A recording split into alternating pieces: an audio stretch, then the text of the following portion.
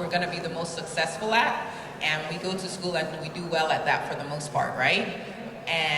But we never really get formal education on what to do when we start making that money.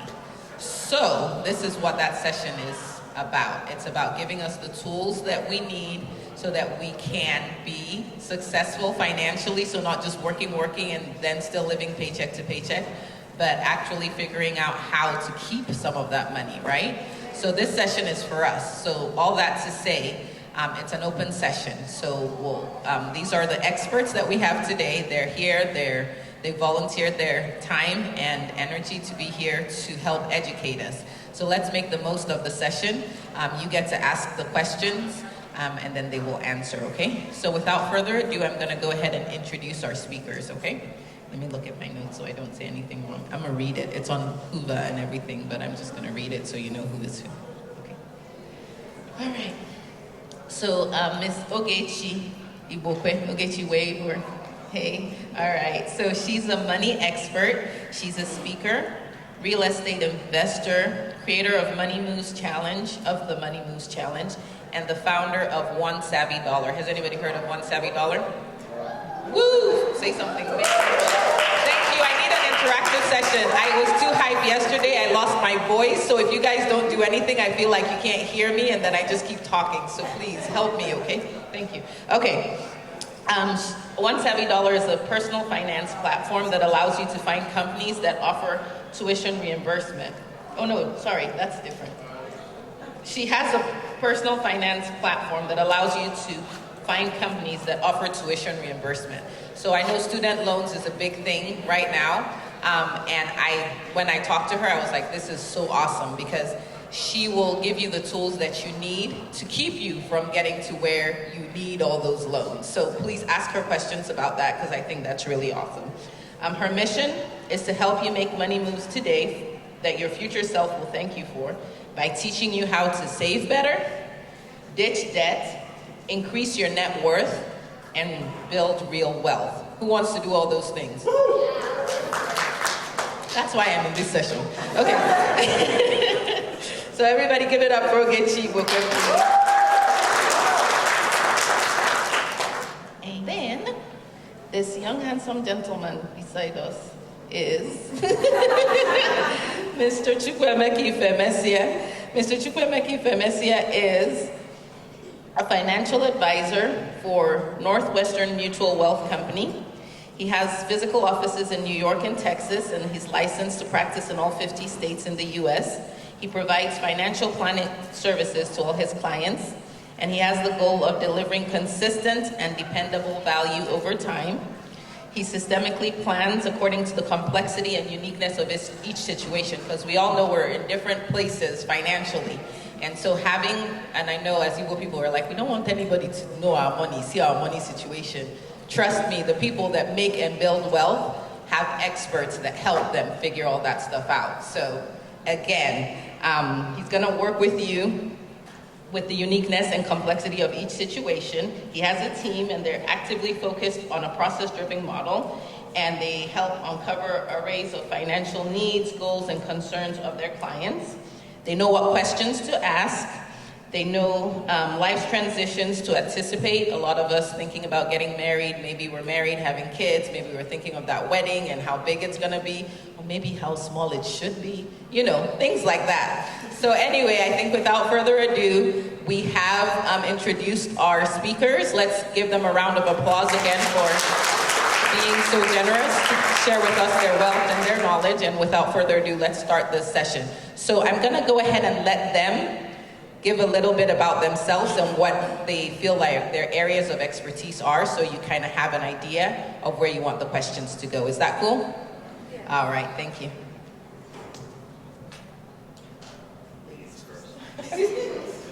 Hi everyone. My name is Ogechi. First of all, I'm happy to be here, and then I'm happy to see everyone here, especially first timers. Like she said, I'm the founder of One Savvy Dollar. I basically empower people to save more, budget better, ditch debt, increase their net worth, and build real wealth. I'm also a real estate investor.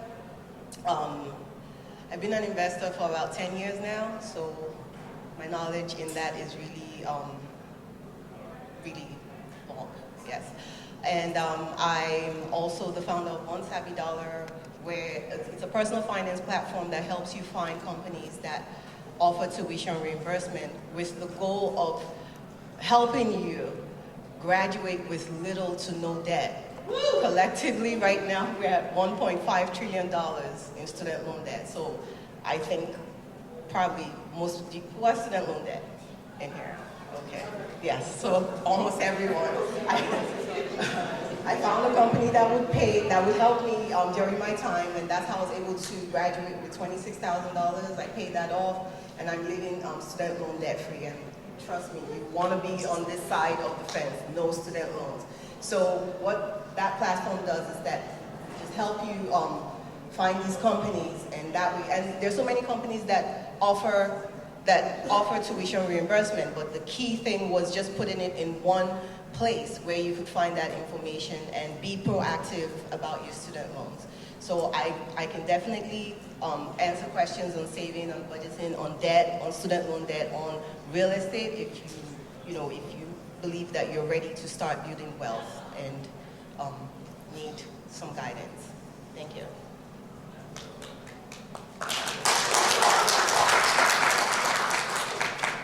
Thank you everybody for being here. My field of knowledge and experience is really financial planning. So about 15 years ago, I was working for one of the big corps and started investing in real estate in New York. And I found out that one of the biggest problems that I had was time. Being able to work full-time for a company and still have a side gig as well. Both conflicted. I ended up leaving the corporate job. Actually got fired. So I started my real estate business full-time.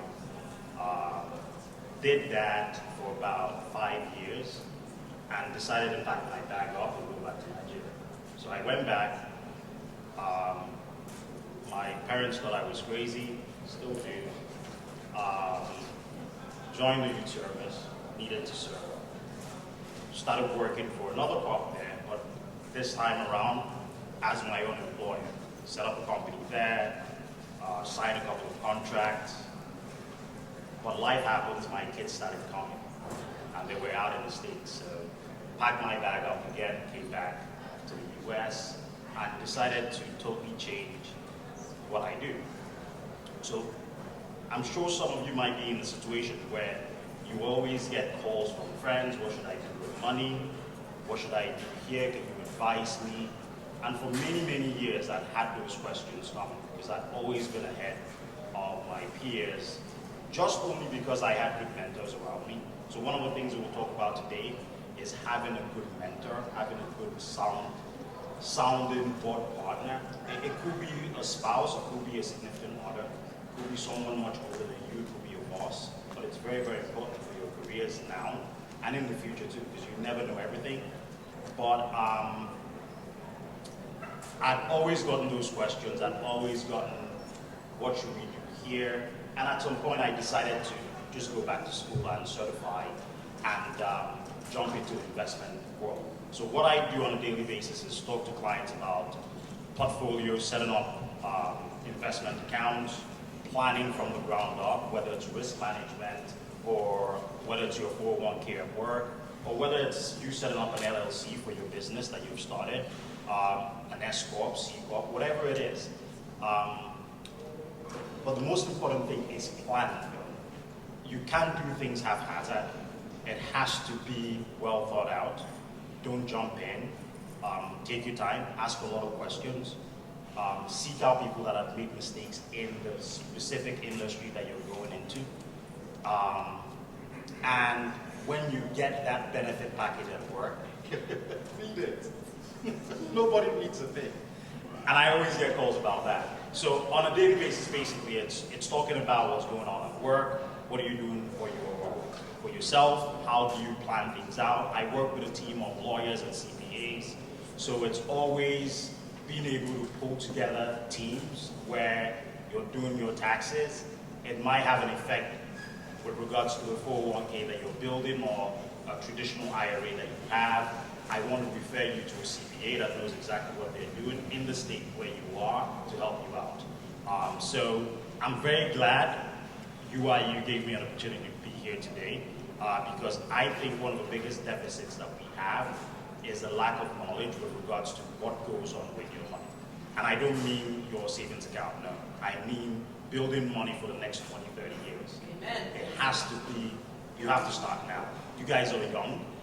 And I always say to my clients that are much younger than myself, knowing what I know now, I should have been saving tons when I was young. Because when marriage comes, the kids come, there are a lot of things pulling at your dollars. Even when you're not getting married, when you're getting older, other things start pulling at your dollars. Health, so many other things. You're thinking, how do I push this money out so by the time I'm 60, I can retire? The ball is in your court. Let's hear the questions and let's see how much help we can provide today and onwards. Okay, so we'll start with questions. Who has a? You have one? She can start. Awesome. I'm gonna read it. Yeah, no. And then. Okay, so I can go. What's your voice lesson? Yeah, no, I did not. So my name is Ijama Dumanu. I'm the community service chair for the UIU LA chapter. And my question to you today is about breaking that fear, essentially, of investing. So I myself have a financial advisor, talk, and a lot of things that go through my mind is like, why doesn't my dad know this? Why didn't my mom do this, right? So I'm kind of at a point where I'm trying to educate them. I'm trying to pick their brains and see where they're at. So how do you suggest going around that conversation? That could come from any of you guys, but just breaking that barrier of, money's in the account, hush hush. We don't talk about money. We don't talk about 401ks. We don't talk about life insurance. I love it. Everybody heard the question, right? Yes. Awesome. So it's a very, very important question because you have to realize that generation of Nigerians in the US, particularly you guys, probably second generation, some of your parents came out, had you here, maybe, or you came from Nigeria, but our parents were disadvantaged with regards to money. So it was ad hoc, it was, most of them had 9-to-5 jobs. If you were lucky to have a dad that was a businessman, that's different. But you had parents that went to work and came back, and they had a lot of kids. And Nigeria doesn't encourage planning because you have to build that house at home, you have to build one back in the village. All those things take your resources. And communicating with your kids with regards to money, it's a very, very difficult thing for Nigerian parents. I don't know why. Most parents pass and don't even leave a will. So fight sets, serious fight. It's true. But very good question that you asked. How do you start explaining it? I think the best way to do it is to lean on your financial advisor, okay? And start learning from him or her and gradually transition that information to your parents.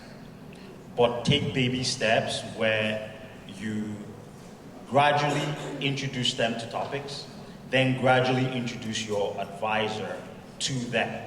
Because at the end of the day, things are lost in translation between you explaining what your advisor said to you, but you have to get your parents interested first. So there are two ways that I'm thinking right now you can do it. You can use either the shock effect, where you're saying, hey dad, what if you die tomorrow? What's gonna happen to us?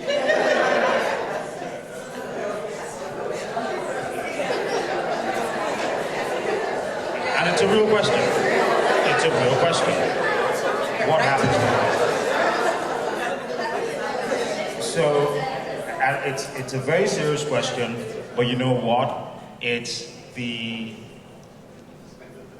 position that you're in right now. You're all adults. You have to start raising serious questions with your parents.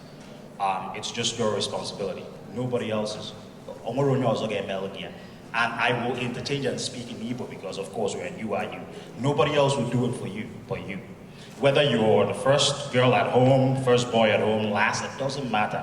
The point is, at the point in time when you think it, say it out. Okay, sometimes it might make sense bringing your siblings into the conversation so you guys have a intervention situation where you bring your parents down and sit down and blockade them and say, hey, Dad, Mom, what happens when you retire? Do you guys have enough money to pay the mortgage till you're age 70? These are real questions.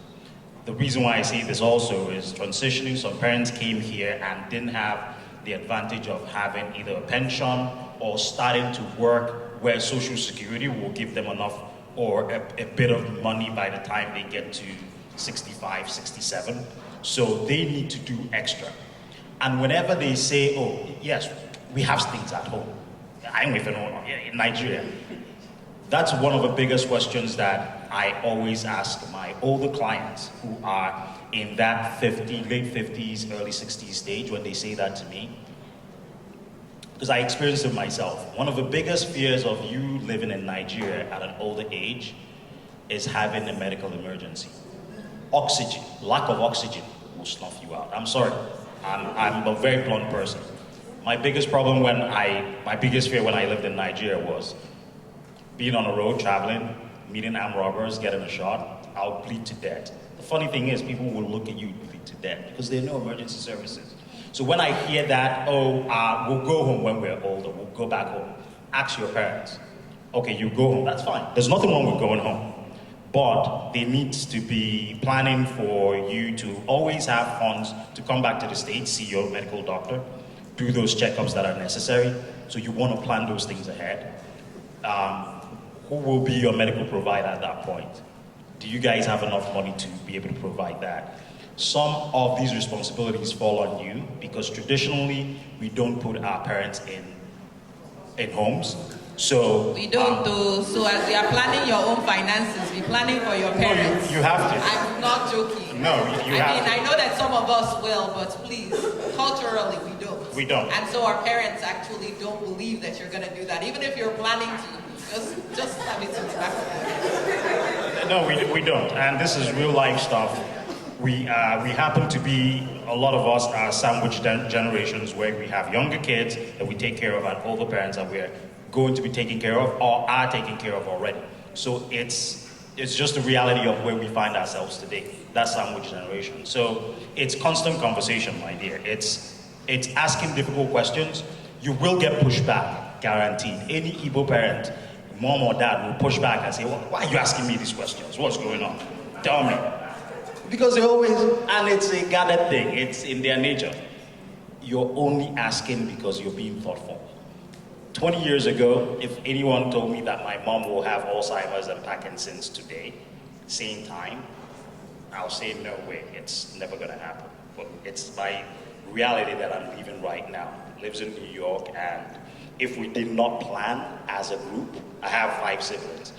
If we didn't plan as a group back then, we'll be suffering right now. So it's important to ask those questions.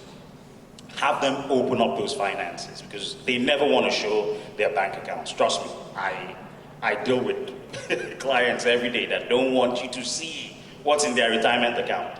And yes, they have their reasons, but also you're asking these questions only because you need to help. So have those conversations about long-term care insurance, make sure you have them because the truth is people are living longer. I have a 94-year-old father.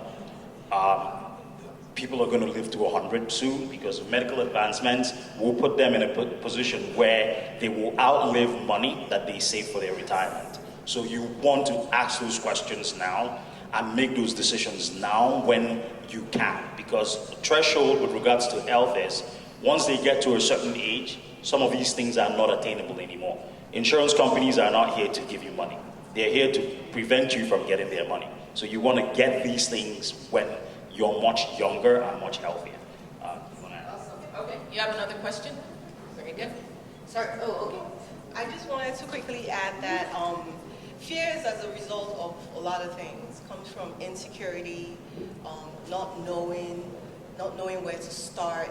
So sometimes a lot of things is just helping them start, like the paperwork. It's handling bills in America can be very overwhelming.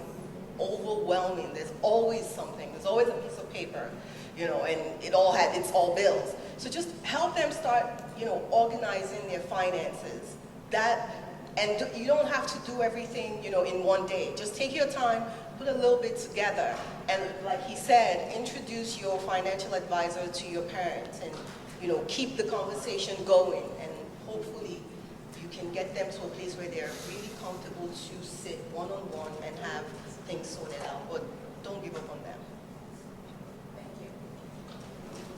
Hi, how's it going? Sorry, can you hear me? Yes. Very good. All right.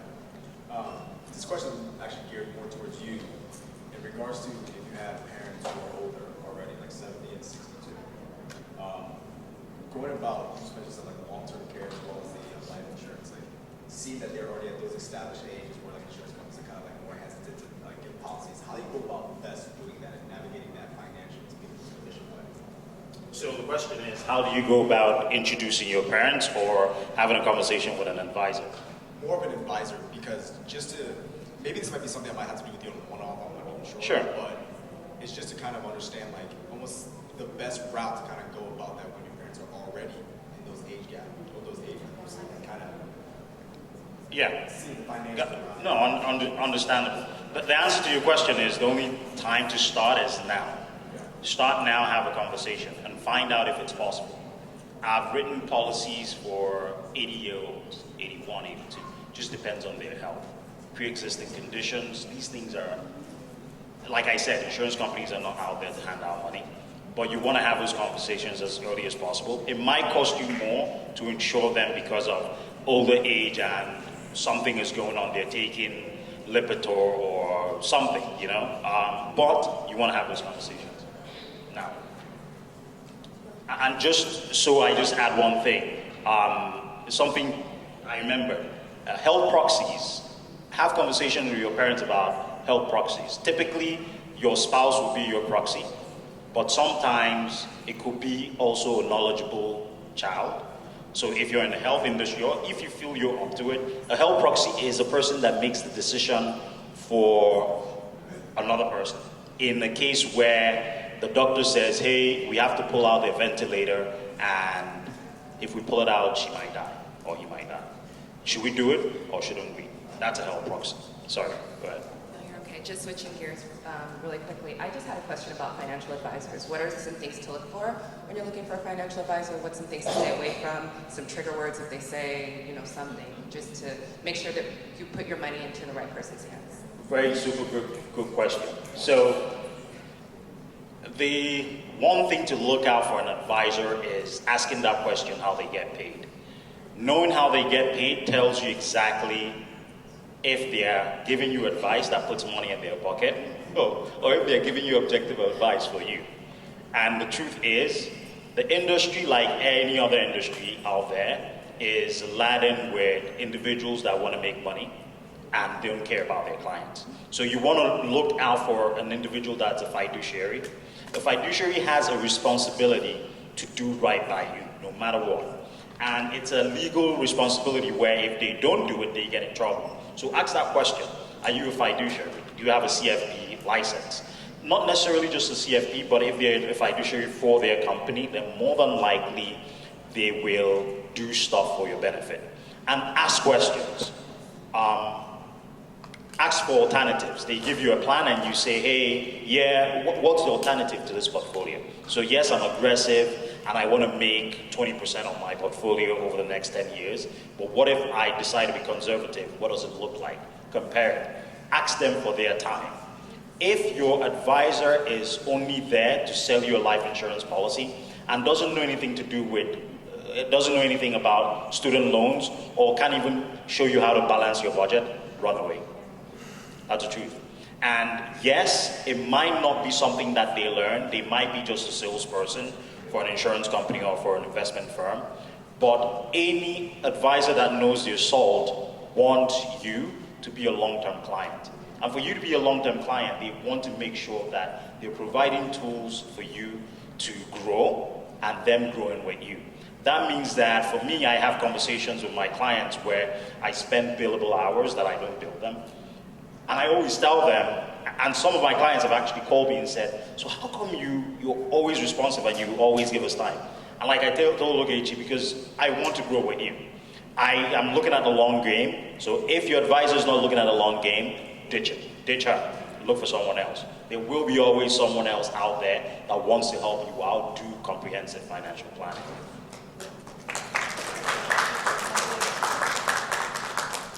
Question? She has a question. Oh, sorry. I have a question for both of you guys. You said that before you went into business for yourself, you got fired. So how important was your mindset during that time? And also, you guys both do real estate investing. How much money did you have to start with real estate investing? And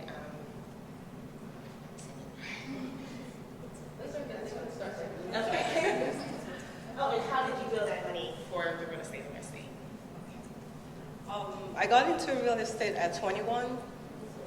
So I bought my first home at 21. And that was about 10 years ago, or a little over 10 years ago.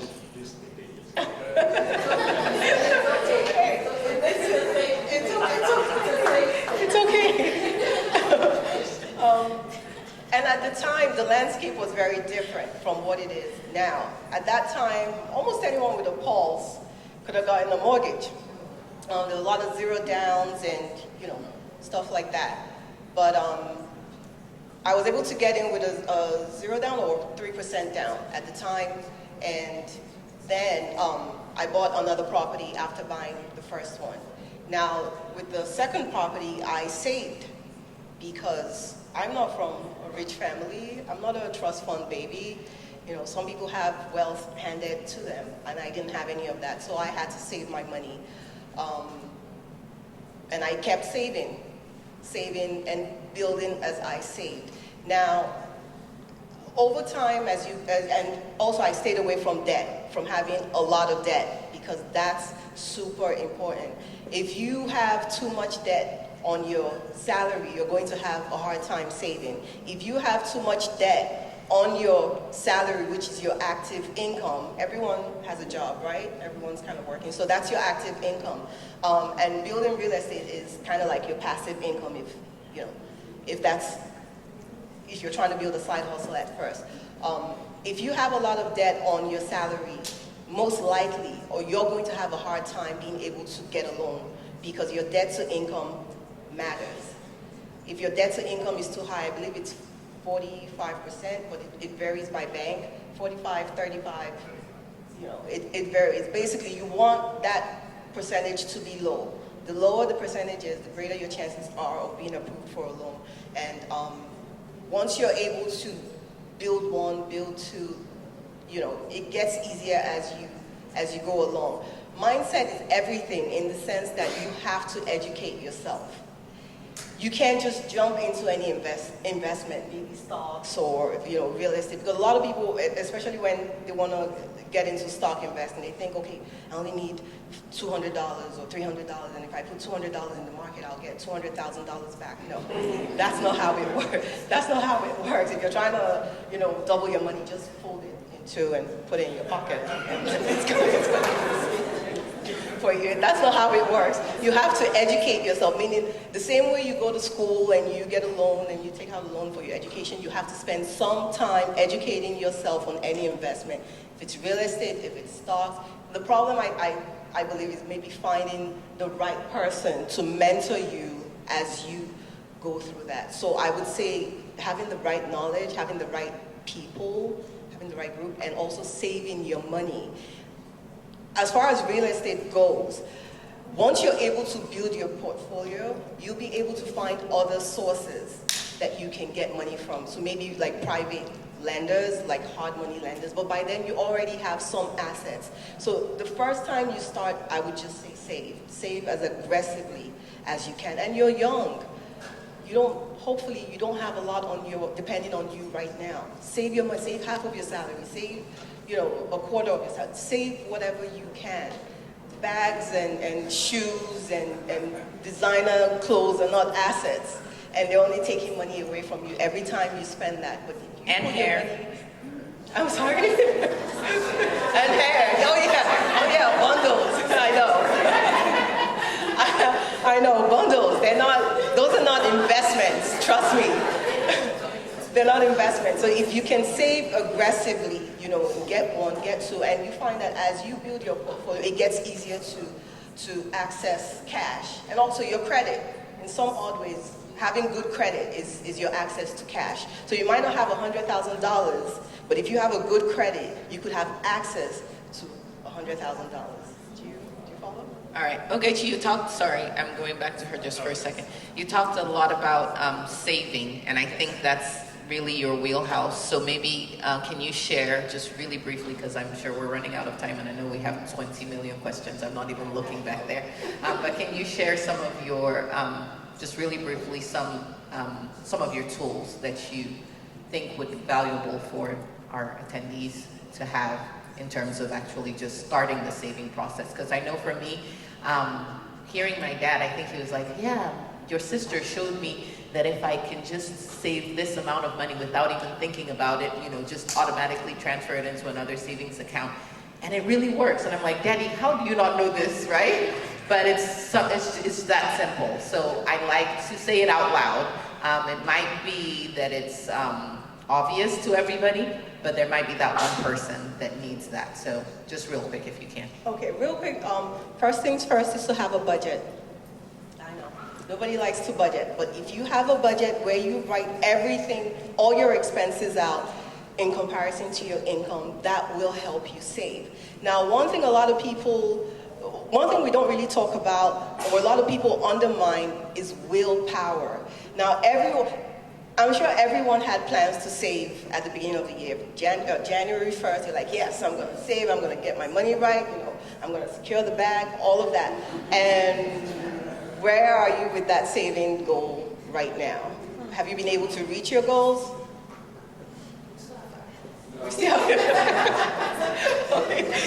5 months. So this year I created a plan to save $10,000. I have a small Facebook group, by the way, which I didn't mention, but I do have a Facebook group. And we had a goal. We're doing a saving challenge right now. We have a goal to save $10,000 per person, and so far I think we're at $500,000 already. So joining groups will help you. Joining money groups, because you need support. Everyone needs a cheerleader. You can't do these things by yourself. It seems easy, when we say, it's just saving, just save your money. But willpower is hard. It's hard to start something. It's hard to keep going when, a lot of people make resolutions by January 1st, and by January 15th, the resolutions go out the window. So you need a group, you need a support. You can also automate your saving. Once you automate things, it makes it easy, and that way it removes you from the process, because unless you go in and deactivate your automation, then but once you say to yourself, I'm gonna save $100, $200 every paycheck, and then going back to mindset, don't think that $100 or $200 is too small. I'll explain.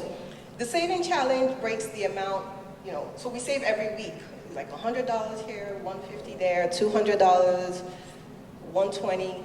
At first it seems small, but now I think we're over 5,500. So everyone has saved at least 5,500 by now. And I know a lot of people who said, when we first started in January 1st, they were like, okay, I'll just catch up. It's just $100 this week, I'll catch up next week. Oh, it's just $150 next week, I'll catch up. And then the monies kept going up, and then 1,000, 2,000, 3,000, 4,000. Now it's hard to catch up. So don't think that your small efforts are not working. They're working. It's just like rain, like drizzles, or drops in a bucket, and before you know it, the bucket gets full. That's just how savings work. Just gradually, and then don't try to wait till you earn 6 figures. before you start saving. A lot of people get in that mindset. They tell you, oh, I'm just, if I can just make $80,000, if I could just make $100,000, if I could just make $150. If you're making, as long as you have a job, you're making money. It doesn't matter what bills you have to pay. If you don't like how much you're making, then you can change that. It's 2019. There's so many tools out there to help you change that. But as long as you're making money, you can save 1/10 of whatever you're making. Have a plan, have a structure. Join my group, join my Facebook group. Start the challenge. Challenge yourself to save $100 a week, $150. Whatever efforts you put together, eventually your hard work and your savings will catch up to you. I promise. It has happened for me several times. It happened for so many people. We did the saving challenge last year. It was at $7,000. And I know at the end of the year, a lot of people came to me and they were like, I've never really had $7,000 in my account. Just, that much money in my account. Obviously, the next step would be to invest the money, but you have to start with saving. We could go around in circles, on this, but if you don't save, you can't invest. There's no going around it. It's just a simple math. If you can't save, you can't invest. You're gonna have a harder time investing. And you're young now, take advantage of your youth, of your time, because as you get older, you're gonna have more bills. Trust me, more bills, more problems. So start saving. And this question can be for either or both of you. Our parents came over here most likely to make a better life for us, and they were relying on us to be that generation that propels our future generation, that gets them in the game, if you will. Because essentially we are almost starting with a little disadvantage. A lot of the people that we go to school with have had some kind of savings account for them since they were babies, or their college fund, their first house, marriage, whatever. All that stuff falls on us. And you talked about earlier about taking care of our parents and making sure that their finances are good. How, if there was a pie, and the pie was 100%, how would you divide up your income or your finances between making sure that you're financially stable, and especially you mentioned earlier about risk tolerance and going into the market a little bit more aggressive, maybe especially when you're young, you have a little bit more room to do that. How would you divide up that pie? Because there's a finite amount of resources you can use for that. How would you, I guess, allocate that to yourself and staying financially stable and financially ahead of the game, and taking care of your parents, and also preparing the next generation with things we didn't have to get them, starting off with everybody else? Sure. So, very good question again. So when I sit down with clients and I work out a budget for them, it's actually one of the first things that I do with clients. Sit down, figure out your budget, know what's coming in, what's going out. And I mean to the dollar. Sometimes it's not, because some clients lie, so they wouldn't tell you that they eat out, that they spend $800 a month eating out. But I try to, it's true. Are you kidding me? It's true. More than that. That's 800 is nothing.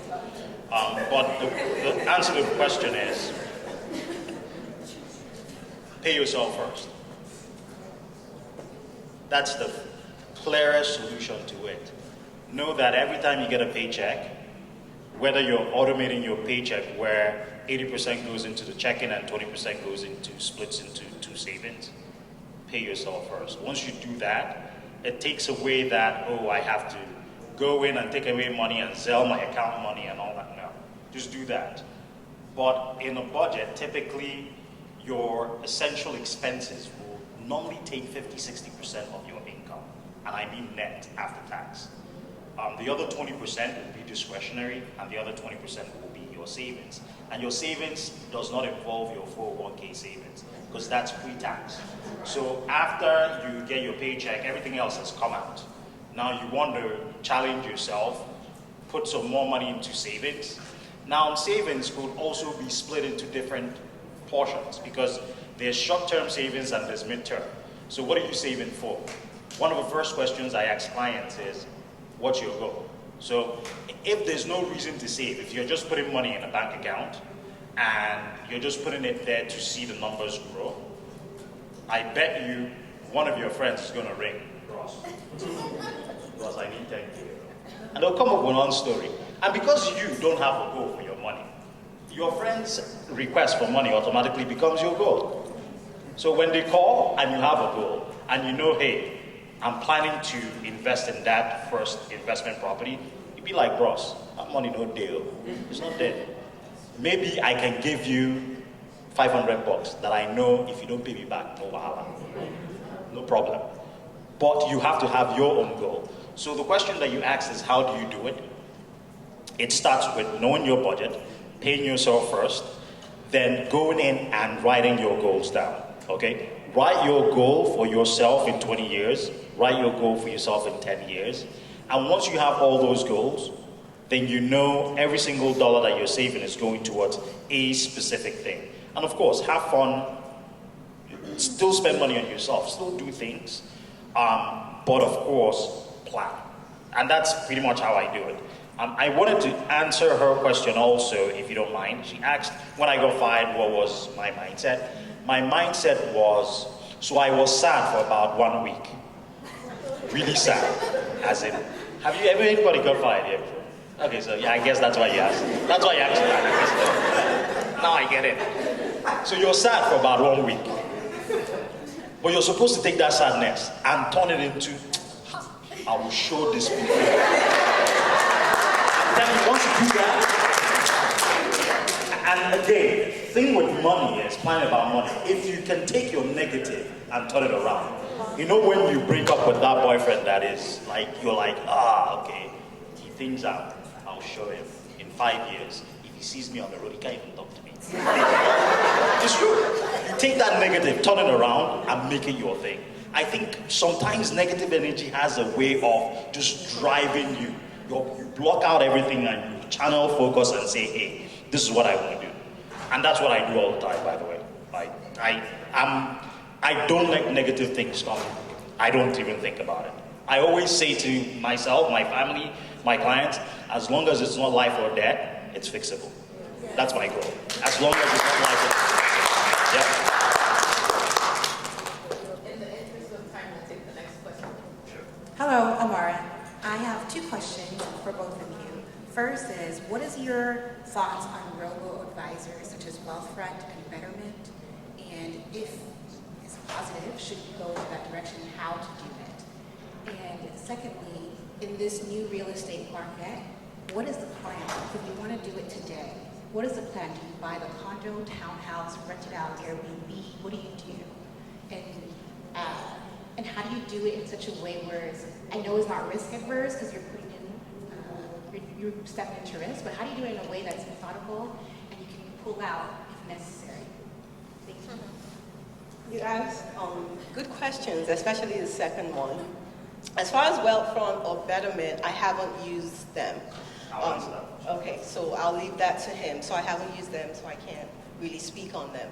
But in today's real estate market, because I just closed on a home last year and I closed on another one this year. The landscape is very different. First of all, you do have to come in with some money. So I always tell people you need to have some skin in the game. And the bank wants you to come with at least 25%. You said, how do you do it now, you know, townhome, condo, and stuff like that. Okay, so my first home was a single family property. And after buying that, and that was the first mistake I made. I would never tell anyone to buy a single family property again if the intention is to buy real estate as an investment. You want to buy a duplex, at least a 2-unit, a 2 to 4 unit. So this is how the bank looks at it. Single family, and then 2 to 4 unit you can use for several purposes. You can actually live in 1 unit and then rent out, you know, the other unit if it's, you know, if it's 1, if it's 2, if it's 3. Once you get out of the 2 to 4 unit, then you're kind of moving into the bigger league. Now you're kind of getting into that commercial space. So I would say anyone who's looking to buy as an investment property, start off with a 2 to 4 unit. Don't go the condo route. Trust me, you want to eliminate as many expenses as possible. And those condo townhome fees, that's literally forever. That's a forever payment. So you already have one forever payment, which is your taxes. The taxes on the property stays forever. Even when you're done paying the mortgage, you still have taxes to pay. to pay. So you don't want another forever bill. So condos, townhouse, no-nos. Start off with a 2 to 4 unit, because the more property you have, and don't forget you're doing the paperwork, several times. So your goal should try to be to kill one bird with 2 stones. You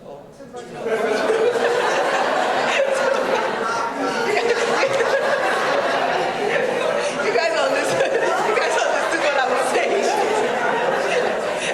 I was testing y'all. I wanted to see who was up. So, because you're going to submit paperwork, and it's a lot of paperwork.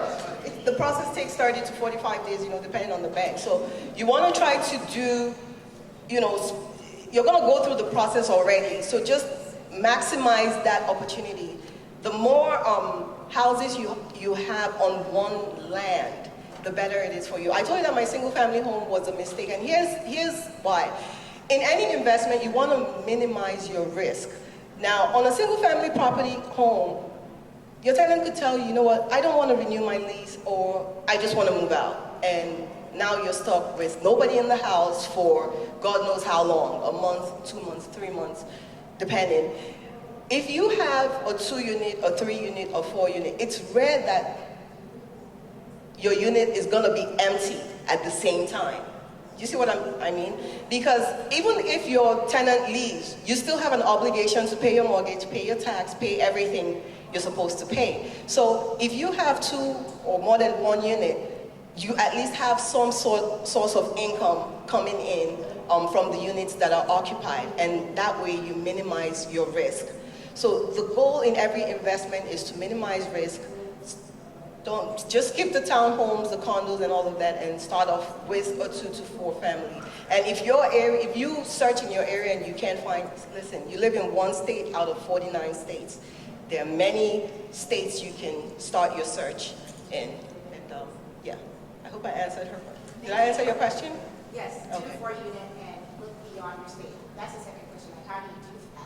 Oh, how do you do that? Well, you have to start building relationships, building connections by connecting with real estate agents that service other states, or ask your friends. See if your friends know real estate agents in other states that they can connect you with. But you're gonna have to Google search agents in whatever state you want to invest in and start building your connections.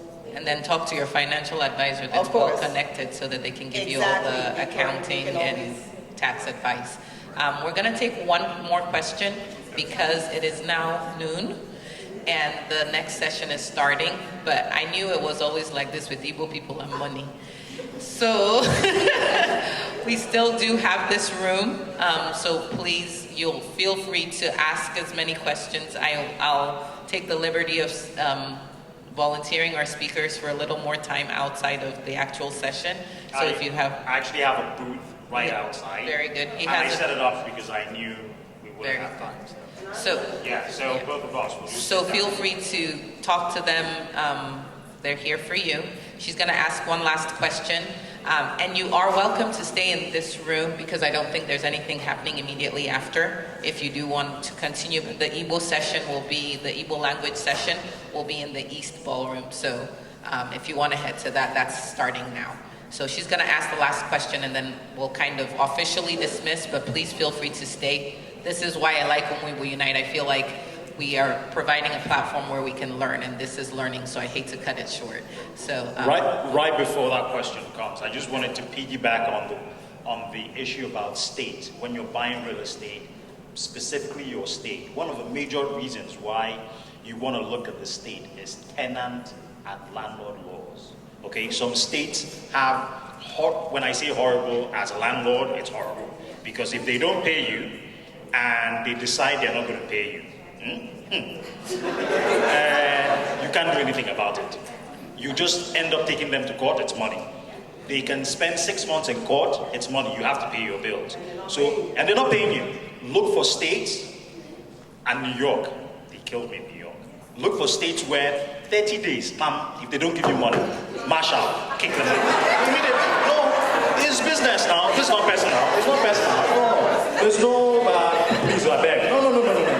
Okay, you move out, someone else comes, then we'll have that conversation later. So it's very important for real estate investment. It's crucial, as a matter of fact. I have a different view with one family, and the reason why I do is I have clients that have, and typically, I'm not trying to be sexist here, but guys will buy one family and they'll rent out some rooms to people. And they'll do Airbnb even with some rooms. So, because sometimes the two family might be, money-wise, might be maybe higher than what you want to start with. For women, I know I have two daughters, so personal safety is very important. If you want to do it. Just make sure you have some security by your gun. Just make sure you're protected. But it's possible, just that flexibility. But your question, sorry. Hi, thank you. So I just wanted to see if you could share your thoughts on Bitcoin. Okay. Okay, so very good question, and I'm going to piggyback on the question that she asked, Wealthfront and Betterment. Wealthfront and Betterment are robo-advisors, and in the new market that we're in, there's a big push for robo-advisors where you don't talk to people like me, you just go online and set up accounts and everything happens automatically. It's a plus, there's nothing wrong with it. But I always feel that there's also a need to have a personal person you talk to, because robo-advisors will not give you certain, or wouldn't say certain things to you. In fact, they wouldn't talk to you at all. You're just paying a company to do stuff. So with investments, I'm a big believer of having multiple accounts. So you can have one account that is robo-advised run, and you can always compare that to an account that your advisor is running as well. With regards to Bitcoin, my company strictly restricts us from talking about Bitcoin, and it's only because of the fact that the SEC, which is a regulating body in the country, has not approved Bitcoin as a security. So I'm a security licensed. I can talk about stocks, mutual funds, ETFs, everything. But Bitcoin I can't talk about, and unfortunately I can't speak on. But with anything that you put money into, though, do your homework, bottom line.